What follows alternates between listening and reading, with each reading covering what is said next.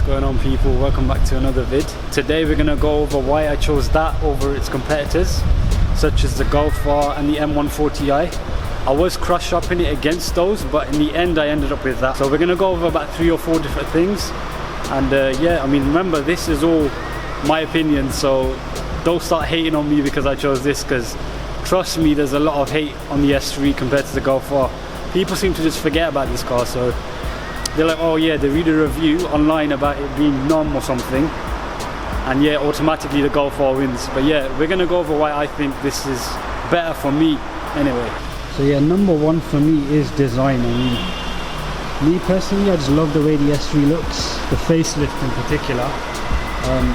I was never intending on getting a pre-facelift S3, but when they announced this, I just had to consider it.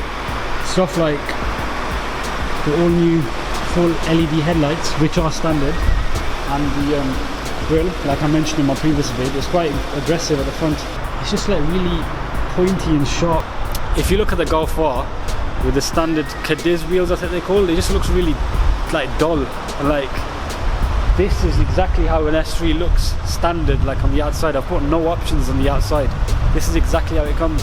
I mean, the paint is an option, but look at the detailing on it. Just like, see all these lights, the wheels, the silver mirrors. It's just like, it looks special. People do notice it. Get people turning around, asking me to give it a rev, stuff like that. You just won't get that with a Golf. And you know, the M140i, let's not go into the design of that. That thing is just about the engine. So yeah, let's move on to the next thing. I mean, another big swinging factor is this interior, because look, you tell me which hot hatch has an interior like this. I think I'll just open the back door so you can get a better idea how that looks. I haven't gone for the super sport seats, but these, they're just like, they're good enough, especially as the facelift has introduced the option of a virtual cockpit. Yes, an option, and also this new steering wheel, which is very nice to hold. If you compare that interior to a Golf R interior that's got no options on it, because one thing you gotta remember, this has leather standard and heated seat standard, and the steering wheel is standard. The only option on this on the inside is the virtual cockpit. So you compare that to a standard M140i or a standard Golf R. The Golf R's got them two-tone Alcantara and beige seats. Like, have you seen those? They look worse than the stuff that was on the previous gen Golfs. And the dashboard, like the screen's low down. It's not that different to a 1.6 TDI that you see driving around. Whereas an S3, if you compare this to like, I don't know, a 1.2 TFSI or whatever they are, it's totally different. Apologies, the light turned off in this car park. That was, I think it didn't sense any movement, so they turned off the lights. But they're back on now, as you can see. So yeah, like I mentioned, interior, big difference. So let's move on to the next thing, shall we? Here's a hint for the next one. Next big advantage. It's the engine and exhaust setup on this compared to the Golf R. I know the M140i is probably going to sound a bit better as it's a 6-cylinder engine, but the main purpose of this comparison is the Golf R. The S3, yes, it has the same engine as everyone keeps banging on about, but it just sounds a lot different. I actually removed the underbody insulation, so you get a bit more of a turbo wash. There's the turbo on there. So I'll give it a few revs, then do a bit of a drive-by, so you get an idea of how loud this thing is.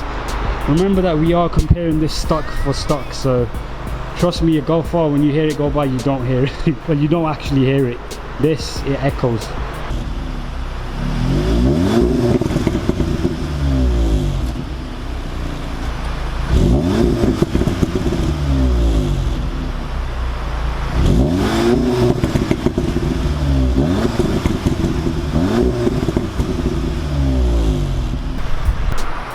Hopefully the camera picks some of that up. It wasn't making the pops and bangs because I think it's been stationary for a while. You have to drive it around for quite a bit.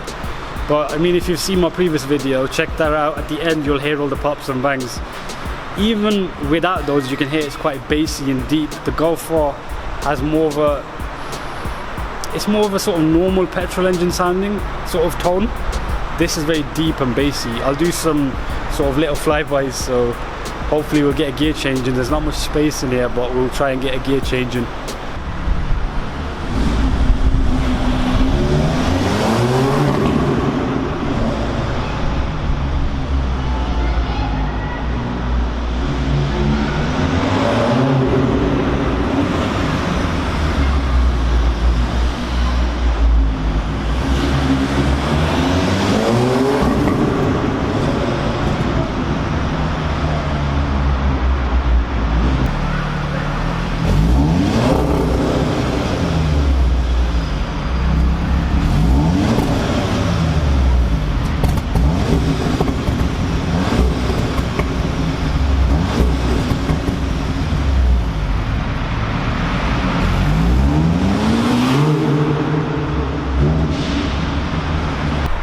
Right, hopefully that demonstrated a bit better what I'm trying to say. It's quite bassy and deep. I tried to get a bit more of an exhaust bang, but there's not enough space in here. You have to floor the gas completely. Right, so this next point I want to talk about is actually the final one of this video, and that is exclusivity and why it's a reason why I choose this over a Mark 7R. Right, so a Mark 7R, let's be honest, you see about 10 or 15 every time you jump out. I mean, me especially in my area, a lot of people like hot hatches, and the Golf R is very popular because Volkswagen, they offered very good packages last year and the year before that, so the market was flooded with Mark 7Rs. That wasn't the case with the Mark 6. The Mark 6 is still quite a rare car. I mean, how often do you see a Mark 6R? You don't. Obviously before that was the R32, that was a fairly rare car as well, but that was a V6 and something special. So when you got the S3, you don't really see many of them. Yeah, it is quite, like, you know, common in the sense that it's not something like special. It's not a Ferrari, you know what I mean? I'm not saying it's that, but I'd probably say in my area it's probably one S3 for every 5 Golf Rs. It's literally that common, the Golf R. And I just didn't want my car to just be one of the rest. I mean, that may be something that you're not concerned about, but to me, I don't know. I just love my cars too much. I don't want my car to be like everyone else's. Yeah, now there's a lot of these about, but that first few months that I had this was just a nice feeling. But yeah, I think that concludes all the points I want to talk about and why I choose this over Golf R. Yeah, I mean, let me know what you think of my points. Are they valid? Are they just pointless points, if that even makes sense? Right, so to wrap up, thanks for watching. Subscribe if you want, like I said in the previous video, if you want to. Give the video a thumbs up if you liked it, and also just give me constructive feedback. I'd like to know what you want to see and how I can improve. And also thanks for the support on the previous video. I wasn't expecting that. Let me know how you think I should end these vids as well, because I'm not too sure. Shall I have one of them fancy outros or what? Or should I just cover the lens like this? That's what all the cool people are doing nowadays. So yeah, see you later guys.